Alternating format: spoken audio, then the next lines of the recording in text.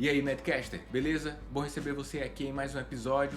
Hoje um clube do livro. Vou conversar com o autor de um livro, já te digo aqui quem é, mas a gente teve um bate-papo bem legal. Falamos sobre tópicos do livro, sobre a jornada enquanto médico, e do nosso bate-papo você vai tirar vários aprendizados, vários insights aplicáveis aí na sua vida. Agradeço a Idomed, patrocinadora desse episódio. Sua vocação já está aí, mas a data para conectá-la ao ensino médico de excelência está chegando. Dia 19 de junho acontece o Idomed Vest, vestibular unificado de medicina do Idomed. Com uma única taxa de inscrição, você pode ser aprovado em qualquer uma das instituições da Idomed. Mas não perca tempo, as inscrições estão chegando ao fim. Acesse idomed.com.br e faça até dia 8 de junho sua inscrição.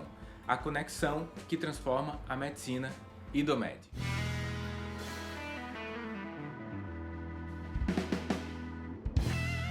E aí, amigos do Madcast, do nosso Clube do Livro hoje, com o André Rosic. Valeu, André, por participar aqui hoje. Quem não conhece o André aí, o André fala muito sobre network, sobre construção de currículo. Teremos um bate-papo sobre esses tópicos aqui hoje. O André também é autor do livro Médicos do Amanhã, como se preparar para ser um médico outlier, né? Um outlier na medicina. André, valeu mesmo por ter aceitado ao meu convite, participar aqui hoje. Cara, construção do currículo, pensar sobre a carreira médica logo durante a graduação é algo relevante, né? Quero conhecer um pouquinho mais sobre a sua história, que tem muito lá no livro, tem sobre o seu esforço para cursar a medicina, o seu esforço para ter um aprendizado significativo que culmina na sua prática hoje.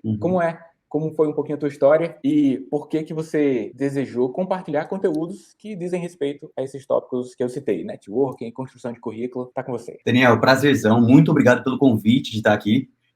Para mim é uma honra estar gravando esse podcast com você, te admiro muito. E falando um pouquinho sobre mim, então, é extremamente relevante a gente começar a antecipar algumas coisas dentro da graduação de medicina. Eu venho de uma família de mais de 20 médicos, cerca de 24 médicos, eu sou o 25º médico da família. Então, eu percebi muito cedo que você ser um bom médico não é suficiente para você se destacar. Dentro da minha família, eu tenho tanto bons médicos quanto médicos excepcionais. Os bons médicos, eles têm um sucesso relativo, mas não é aquele sucesso que a gente tem em mente na hora que a gente entra na faculdade de medicina. Aquele de viajar 2, 3 vezes por ano, de realmente causar aquele impacto absurdo na vida das pessoas. Não, é um sucesso relativo. E eles são bons médicos. Eu comecei a analisar na minha família quais eram os grandes diferenciais daquelas pessoas que mais se destacavam. Além disso, também, eu peguei algumas pessoas e fui pedindo conselho para eles. Uma coisa que muitas vezes a gente não tem acesso, né, durante o nosso período de faculdade, que é a experiência das pessoas mais velhas. Cara, Isso isso aí faz toda a diferença. faz diferença, né? Acho que quando a gente é adolescente, a gente começa a não escutar os pais. Quando a gente se torna pai ou mãe, é que isso fica mais significativo. Mas, assim, levar em consideração a experiência de quem já passou pelo processo, que culmina em algum momento em uma mentoria ou então em recomendações familiares, faz toda a diferença e fez, então, para a sua vida. 25 médicos? 25 médicos, você acredita? Rapaz, dá para montar um super hospital, hein? Vocês não têm um hospital, não? A família? Já tem 2. Já temos 2 hospitais, um lá em Rondônia e outro em Goiás. Cara, e aí, essas recomendações, como é que você começou a recebê-las? E também, como que conseguiu fazer algum filtro? Porque eu acredito que veio sugestões ali, talvez que houve choque, né? Entre um e outro, um dizia uma coisa, outro outra. Muitas recomendações, e todo mundo quer optar. Só que uma coisa que eu aprendi muito cedo é que nunca ouça conselhos de quem não chegou onde você quer chegar. Né? Aquela Interessante. famosa, vou fazer uma crítica construtiva para a sua vida. Cara, crítica construtiva só vem de pessoas que já construíram algo. Se a pessoa não construiu algo, se ela não é uma referência para você, não considere a crítica construtiva dela nem um conselho. Pegue conselho com pessoas que realmente já chegaram onde você quer chegar. Esse foi um dos princípios. Então, boa parte dos conselhos eu já coloquei um pouco mais de lado e foquei em alguns principais. Realmente, quando a gente está adolescente, a gente quer ignorar os mais velhos. Eu tive uma grande vantagem. Eu sempre andei com pessoas mais velhas desde que era criancinha. Talvez por não conseguir fazer muita amizade com o pessoal da minha idade, porque eu sempre tive TDAH. TDAH, o transtorno de déficit de atenção e hiperatividade. Sim. O povo da minha idade não me aguentava. Eu era muito agitado, muito conversador. Estava sempre estimulando, querendo fazer coisas, sempre procurando um novo estímulo. Né? O TDAH ele tem essa busca por estímulos sem parar. E por conta disso, convivia com pessoas mais velhas, estava sempre conversando, buscando aprender novas coisas. e não só as coisas que a escola ensina. Isso foi um fator que me levou, inclusive, me causou alguns prejuízos. Tem seu lado positivo, né, dos conselhos, mas também tive muitos prejuízos. Por exemplo, por conta desse TDAH, eu fiquei de recuperação praticamente todos os anos, todos os bimestres, da segunda série do ensino fundamental até o segundo ano do ensino médio. Na sétima série, que foi quando eu fui diagnosticado com TDAH, eu fiquei de recuperação final em 7 matérias. Eram 9 no total, na escola. Eu passei em educação física e ensino religioso. Uhum. Ensino religioso porque eu sou filho de pastor. Então, se eu não passasse, em casa ficava feia. E educação física porque era só estar presente e jogar futebol, né? Naquela época era muito mais tranquilo. Cara, Então, e aí como que você criou, né? Conseguiu foco para que tivesse atenção em disciplinas, porque o vestibular queria te avaliar sobre isso, né? Embora você tinha várias referências, querendo aprender coisas novas, mais diversas, o foco era um problema naquela ocasião? E se sim, como foi que conseguiu passar? foi um problema muito grande. Inclusive, nessa parte da história é onde eu aprendi o que é persistência e o valor que a persistência e a resiliência tem. Eu prestei vestibulares, eu prestei cerca de 20 vestibulares no final do terceiro ano, não passei em nenhum deles. Fui pro cursinho, prestei mais 10 no meio do ano, não passei em nenhum. Fiquei muito próximo de passar em um, inclusive da Uninove. Isso me causou uma ansiedade muito grande, que eu ia passar, e aí eu fiquei super frustrado quando saiu o resultado que eu não passei. Eu fiquei por uma pessoa. Se rodasse a lista mais um, eu entrava. Mas não deu. Peguei isso como um incentivo. E prestei mais 20 vestibulares no final do ano, primeiro ano de cursinho. Então, foram mais de 50 vestibulares, na verdade. E cansa muito, cansa. Mas eu sabia que não tem como vencer alguém que não desiste. Então, se eu continuasse persistindo, uma hora eu ia conseguir. Eu sabia que eu ia passar. Não sabia quando, mas eu sabia que eu ia passar. Com o auxílio de medicação, com o auxílio do psicólogo, eu fui conseguindo focar cada vez mais, estudar cada vez mais. Inclusive, até mudei de cidade para poder fazer cursinho, porque aqui na nossa cidade tem os pais, tem os amigos, tem tudo mais. E na outra cidade era só eu, o cursinho, e no cursinho a maior parte das pessoas quer só estudar, não quer muito fazer amizade. Então o foco era total. Eu estudava das 7 da manhã até as 10 da noite, praticamente todos os dias. Das 10 às 11 ainda ia para academia. Foi uma rotina Você, cansada, você mas tinha pressão, André? Você tinha pressão dos familiares?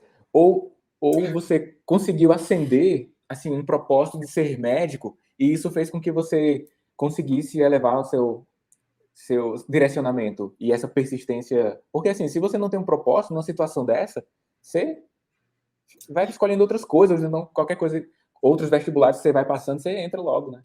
sim. Inclusive passei para direito e engenharia algumas vezes, né? Medicina era a única matéria que não dava para passar. E na época não era tão fácil de passar igual era hoje. Tinha metade do número de faculdade de medicina. Pressão da família sempre teve, porque a maior parte da família é tudo dentro da medicina, então, para eles, qualquer desculpinha de, eu tô cansado, eu não tô aguentando mais estudar, eles olhavam para mim e falavam assim, fica tranquilo, eu fiz 2 anos de cursinho, é assim mesmo, tá? E a gente ouve aquela típica frase, depois, piora. Uhum. E aí, eu fui pegando toda essa pressão, querendo ou não, a gente vai acumulando essa pressão, eu só fui conseguir me livrar dela quando eu estava na faculdade. Quando eu deixei de ouvir essa pressão de você tem que se destacar, você tem que ser alguém diferente na sua família, e descobri meu propósito, eu descobri minha verdadeira identidade. Meu propósito é transformar vidas. E aí, quando você sabe o seu propósito, é muito mais fácil, porque você não compete com ninguém. Por exemplo, se a gente pegar o treinador do time do Brasil, o propósito dele é treinar o time e não fazer gol. Então, por exemplo, quando o Neymar, quando o jogador faz vários gols e se destaca muito e recebe toda a audiência, ele não se sente mal, porque o propósito dele é treinar, fazer o time ganhar e não ele fazer gols. Entendeu? Então, quando você descobre o seu propósito, é muito mais fácil você se guiar, até inclusive influenciou na escolha da minha especialidade. Eu pensava em ser anestesista. Só que eu pensei, como que o anestesista vai transformar uma vida de forma prática? A maior parte da prática clínica do anestesista é dentro do centro cirúrgico, um contato breve com o paciente e sedar ele, né? Sedar e anestesiar, no caso, não ter dor e não lembrar de nada depois da cirurgia. Infelizmente, eu vi que não encaixaria com o meu propósito de transformar vidas. É uma profissão maravilhosa, mas não encaixa comigo. Então, por isso eu fui para a cirurgia. Dentro da cirurgia eu consigo realmente, a pessoa ia morrer, passou por mim, sobreviveu.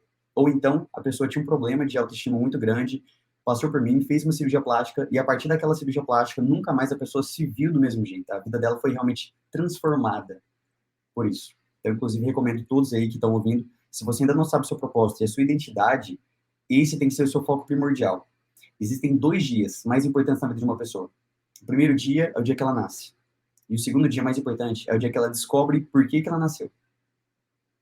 Show. Depois que você descobre por que você nasceu, todo o peso de competição, de você tem que ser melhor que tal pessoa, de comparação, sai tudo da sua vida e você começa a focar a ser melhor que si mesmo e cumprir seu propósito dia a dia. Isso é incrível, incrível. E nessa sua jornada, André, você sofreu em algum momento, né, assim, por conta de conseguir direcionar a sua energia para captar o conhecimento, as informações de livros, de estudo, para ter desenvolvimento, tanto para passar no vestibular, quanto para se manter na faculdade também, que, segundo o seu livro, tem também muito sobre isso. E aí, ao longo do tempo, você percebeu, porque você passou pelo processo de necessitar, de que assim como existem técnicas para outras coisas, ter um direcionamento mais estruturado para estudar é relevante e com isso você começou a distribuir conteúdos por isso, né? Eu queria saber, assim, depois que você começou a mergulhar nessas técnicas de estudos, o que é que mudou para você e o que é que você tem visto quando você contribui com esses tópicos para a comunidade médica? Já visto que você produz muito sobre isso. Técnicas de estudo. Quanto que te ajudou, quanto que te transformou, e o que mais você percebe sendo agora mentor dessa galera que precisa, né? Hoje, uma década atrás, quando você começou sua jornada para entrar e para fazer medicina, para residência, tinha menos coisas que tiravam a atenção, né? Então, WhatsApp, redes sociais. Hoje em dia, a galera tem esse desafio adicional. Então, como é que você vê essa interseção de itens que sugam a atenção, técnicas de estudos e os resultados práticos que temos com isso? Aí tem 3 pontos sobre o qual eu quero falar. O primeiro ponto foi a grande percepção que eu tive de mudança quando eu estava no vestibular para quando eu entrei na faculdade em si. Quando você está prestando vestibular, você está estudando simplesmente para passar em uma prova. As respostas estão ali na folha. Você tem que marcar qual que é a certa, ou então, muitas vezes, a mais correta, né? Porque tem mais de uma correta, mas tem aquela que é a mais correta de todas. Quando você estuda para o vestibular, o foco é esse, saber qual é a resposta mais correta. E a resposta está nítida. Só que estudar para a vida médica em si, para estudar para o dia a dia da medicina, é totalmente diferente. Não basta você saber para uma prova. Quem estuda para a prova vai ser um médico medíocre. Vai ser um médico que simplesmente está na média. Ok, ele pode tirar nota um pouco acima da média, mas ele realmente não aprendeu aquela matéria. Porque estudar é diferente de aprender. A gente pode ver o exemplo de andar de bicicleta. Quantos anos a pessoa tem que estudar como andar de bicicleta para ela realmente aprender a andar de bicicleta? Ela pode estudar 10 anos, 20 anos sobre como andar de bicicleta e nunca realmente aprender. E quando virou essa chavinha na minha mente sobre estudar é diferente de aprender, eu vi que na faculdade de medicina não basta você simplesmente estudar igual a fazer para o cursinho. Eu tinha que realmente descobrir como aprender aquelas matérias para não esquecer. Porque na minha vida prática, eu não vou ter muitas vezes um livro para poder consultar, ou tempo para poder realmente ver o que aquele paciente tem ou não. Não, eu tenho que tomar uma conduta imediata. O paciente está na minha frente, ele está esperando uma receita, ele está esperando um tratamento. Eu preciso dar alguma coisa para ele. Então, o conhecimento do primeiro ano, do segundo ano, terceiro ano, eu precisava levar para a vida. E não só para fazer uma prova no final do ano. Então, essa foi a primeira chavinha que virou. Eu percebi que estudar para o vestibular é diferente de estudar para a faculdade de medicina, estudar para a vida médica. Isso virou, mas eu apliquei isso só a mim. Eu fui buscando técnicas de estudo, técnicas de aprendizagem de verdade. Eu vi que existem 5 passos para você aprender qualquer coisa. Primeiro, você capta a matéria. Você fixa ela na sua mente de acordo com o seu modo de aprendizado, cada um tem um tipo diferente. Existem 4 principais: visual, auditivo, sinestésico e leitura escrita. Depois, você tem que fazer a manutenção disso, como se fosse uma plantinha. Você planta ela, tem que ser na terra adequada, com os nutrientes adequados para ela, que é a terra da sua mente. Você tem que fazer a manutenção, que é regar ela com uma certa constância. E quanto maior ela fica, menos você precisa regar ela. Que aí é quanto mais consolidado aquele conhecimento está, menos você precisa revisar ele. E, por fim, aquela sementinha que você colocou abaixo da terra, ela fica no seu inconsciente. Tudo que você estuda está no seu inconsciente. Só que a grande dificuldade, muitas vezes, é tirar ele do inconsciente e recuperar esse conteúdo, que é o 4º processo, o aprendizado. E, por fim, o 5º processo é quando você compartilha e passa esse aprendizado para frente, seja para um paciente, uma tutoria ou até uma palestra, que é a parte do compartilhar, né? O processo da planta. Ela é plantada em uma terra adequada, ela é regada, cresce, brota, e depois ela dá frutos. Isso, a mesma coisa acontece com o conhecimento. Eu aprendi isso e apliquei à minha própria vida. Então, minhas notas começaram a melhorar. E Se fosse até aí, ok, eu levaria isso para mim, e sem problema. Esse foi o primeiro ponto. Agora começa o segundo ponto. A segunda questão é, por que que eu comecei a compartilhar tudo isso? O meu irmão, ele também tem TDAH, e ele começou a fazer faculdade de medicina. Só que eu percebi que as dificuldades que eu tive foram exatamente iguais às dele, mas ele não conseguiu passar de ano. Ele reprovou e perdeu um ano inteiro na medicina. Ele caiu um ano inteiro. E com isso eu pude perceber que aquilo que eu sabia, eu tinha que passar isso para frente. Porque tinha pessoas que estavam reprovando de ano, tinha pessoas que estavam entrando em depressão, com transtornos mentais, ansiedade, síndrome do pânico, simplesmente porque não conseguia lidar com a quantidade de matéria, com a pressão que realmente a faculdade de medicina tem sobre a nossa vida, com tudo isso. Então eu precisava colocar aquilo para fora e compartilhar esse conhecimento. Por isso eu comecei o Hackeando o PBL, porque eu descobri uma forma que o sistema não te fala, mas que ele cobra e realmente faz com que você aprenda e não só fique estudando, estudando, estudando, esquecendo toda a matéria. E o terceiro ponto que você tinha falado era sobre... Como você teve esse benefício, né? Começou a compartilhar o conteúdo e se você já acabou respondendo que quais os benefícios adicionais de ter o melhor desempenho na faculdade. Então, você citou de forma indireta que esse impacto mental que as pessoas vêm tendo por não terem êxito baseado na forma como atuam, e aí, com melhor benefício, melhor alinhamento dos estudos, elas têm menos impacto mental, menos doenças mentais durante a graduação, que é frequente, né? Eu fui professor universitário por 5 anos, vários alunos se sentiam mais próximos da minha forma de comunicar e faziam relatos intensos, assim, eu buscava auxiliar dentro do que eu podia, acionava o apoio pedagógico da universidade. A universidade já tinha preparado um apoio pedagógico desse tipo, época da minha faculdade não tinha esse serviço na universidade, né? Então, isso já é uma demanda mesmo das universidades, e você ter um melhor desempenho baseado em técnicas, e isso com certeza repercute na pessoa, na família, né? Imagina uma família tendo uma pessoa em um curso tão concorrido, foi tanto esforço, e ele está com um nível de qualidade lá embaixo. Então, a qualidade de vida repercute demais. Então, não é só sobre estudar, é sobre várias coisas, né, André? Uma Não é coisa só muito sobre estudar. interessante, que eu inclusive escrevi aqui no papel faz algum tempo. Não é sobre técnicas de estudo, é sobre muitas vezes traumas. Eu Olha aí. escrevi para lembrar, porque a gente fala, né, técnica de estudo, técnica de estudo. Só que muitas vezes a pessoa está com um padrão mental de eu sou burro e não consigo aprender. Porque na infância ela teve alguma dificuldade, o pai dela falou isso para ela, e ela colocou esse padrão mental na cabeça dela. E ela se impede inconscientemente de aprender uma matéria, de estudar inclusive a matéria, se sabota para poder confirmar aquilo que ela pensa sobre ela mesma. Eu considero muito o livro, assim, independente de religião, mas eu considero que a Bíblia é um livro milenar de sabedoria. Mesmo quem não é cristão, quem é ateu, pode ler a Bíblia. Você vai ver que até pessoas como o Tiago Nigro, pessoas assim muito grandes, estão tirando princípios financeiros, princípios de vida da Bíblia. É o livro mais lido do mundo, e depois de 5.000 anos que ele foi escrito, não tem nenhuma parte dele que se contradiz. Então eu acho que é um livro que a gente pode levar em consideração. Lá diz que, assim como o homem pensa de si mesmo, assim ele é. Então, se a pessoa se acha burra, porque ela tem um trauma de infância, ela sempre vai considerar que ela não consegue aprender, que realmente, independente do quanto ela estude, a nota dela não vai ser a melhor. E aí o que acontece? Eu tinha isso. E Daniel, cara, é muito difícil quando você tem isso. Porque eu começava a me destacar e eu falava assim, tem alguma coisa errada. Porque eles são mais inteligentes que eu. E eu sou burro. Por que eu tô tirando mais nota? E eu começava a estudar menos. E isso aí quando você percebeu, né, André? Porque um tempão passou sem você perceber o desempenho, a performance sendo revelada e você dando um passo atrás, muitas vezes, para validar comportamentos, né? Assim, os comportamentos são replicáveis. O acordar e escovar os dentes, você não pensa muito, seu nível de gasto energético é bem baixo para você executar essa tarefa.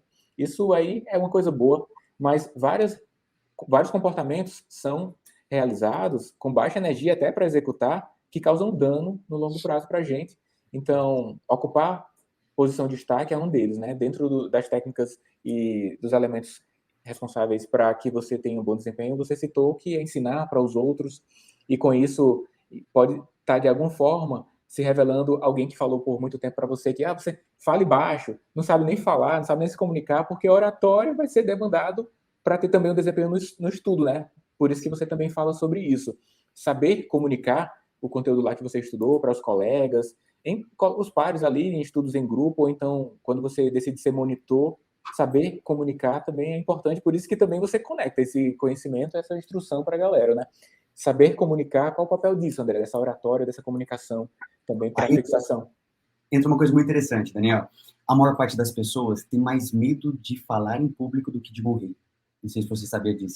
Não sabia, não. Sabia que era grande, assim, o medo de falar em público. Eu lembro ali no segundo, terceiro ano, tinha que fazer aqueles seminários na escola, né? Ensino médio.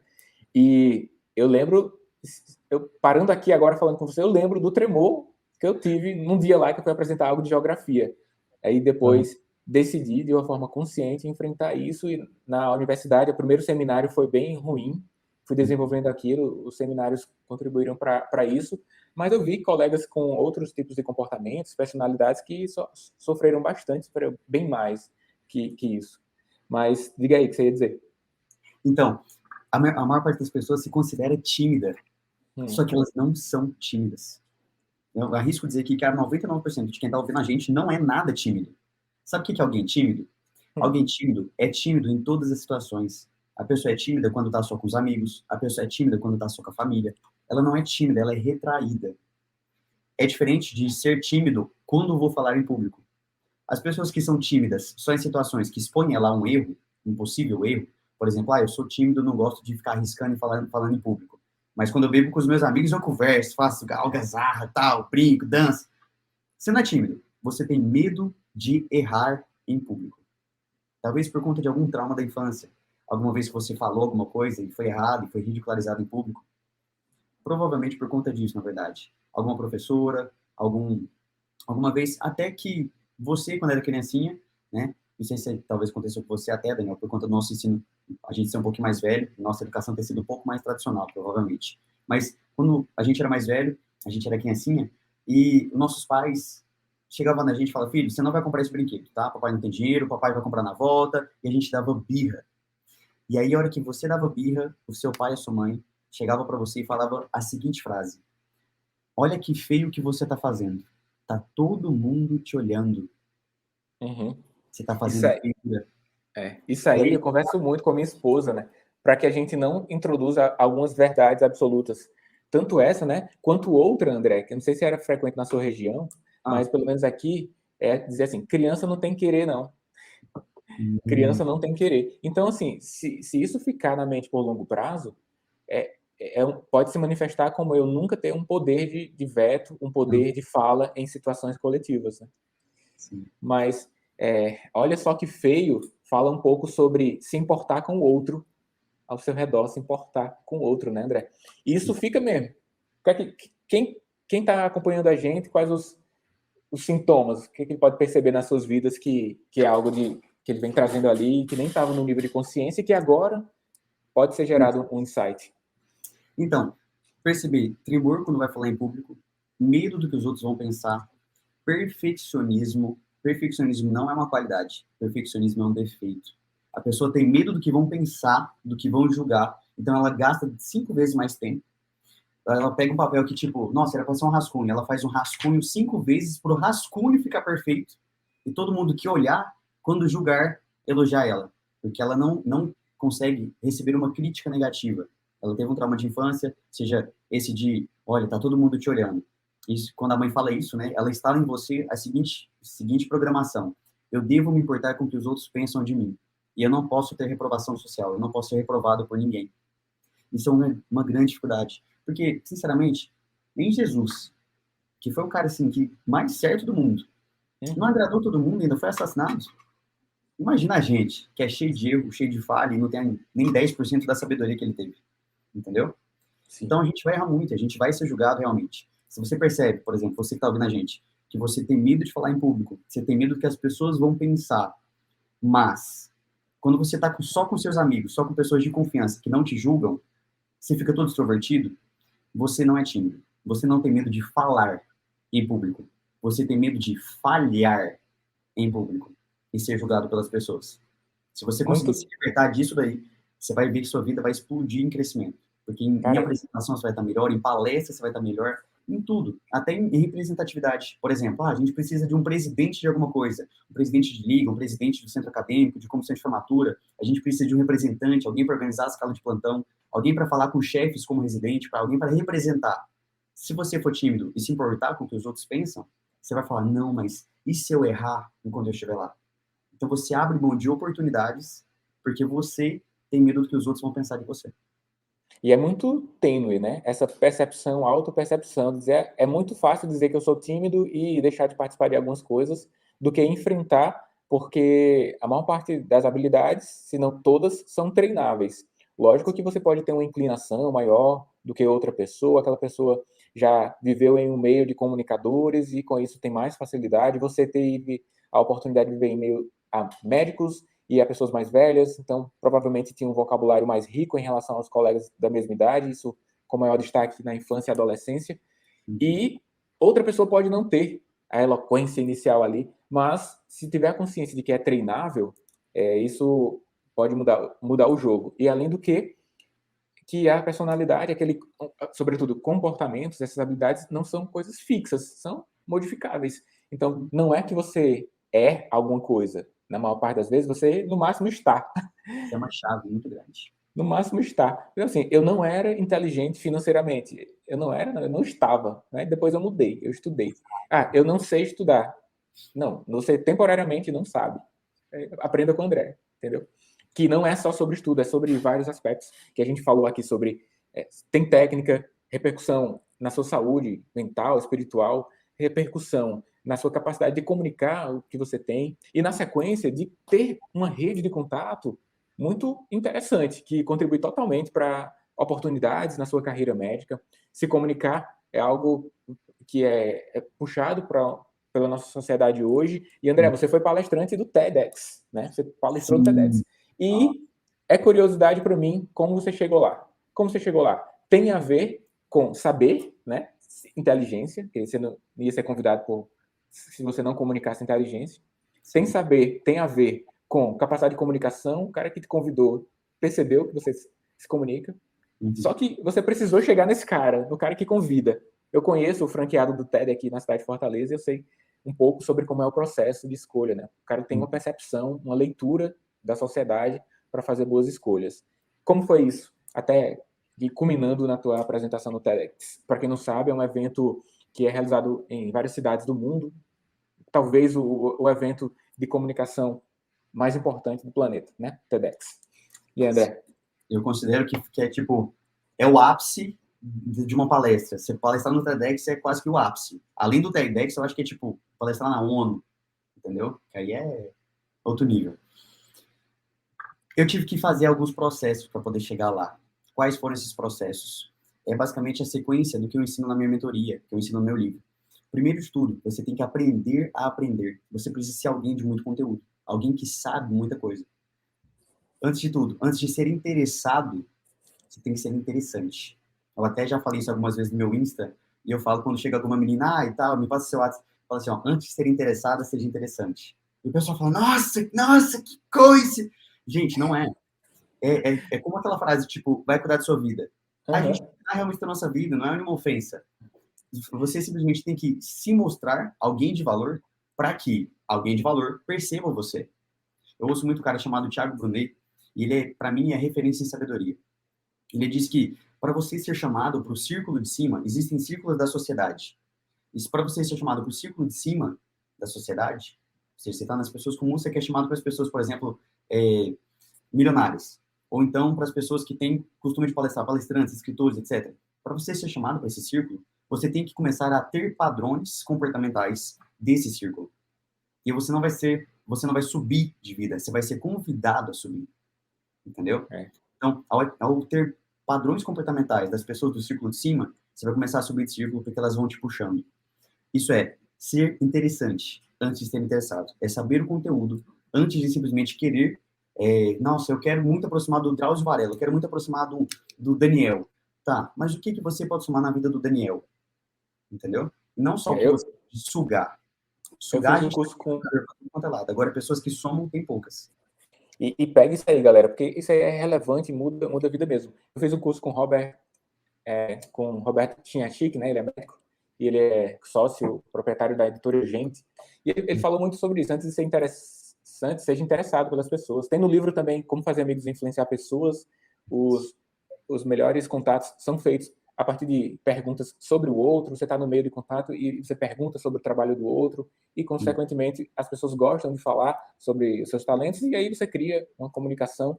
Você, em algum momento, é requisitado a falar sobre você e aí é um segundo momento, né?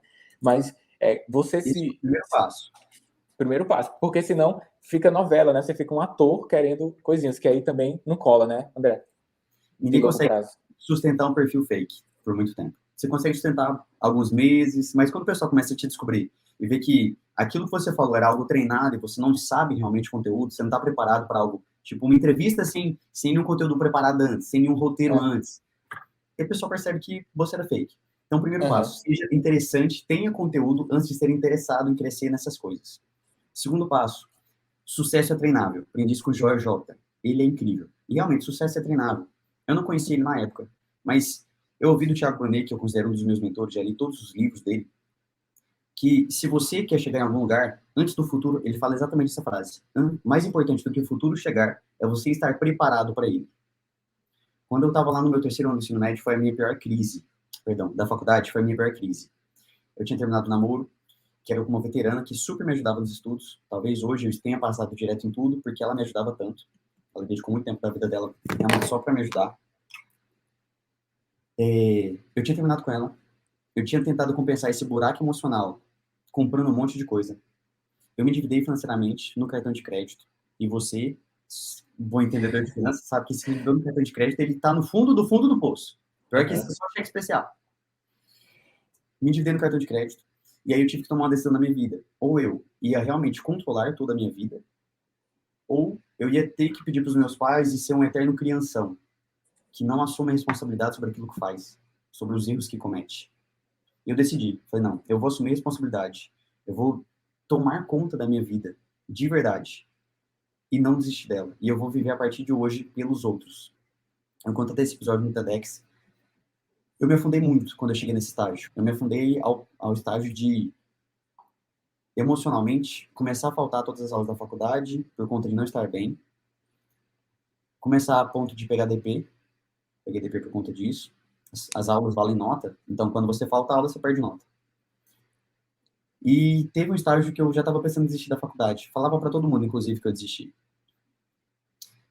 E eu pensei até em desistir da vida. Só que eu lembrei de um episódio que minha mãe me contou.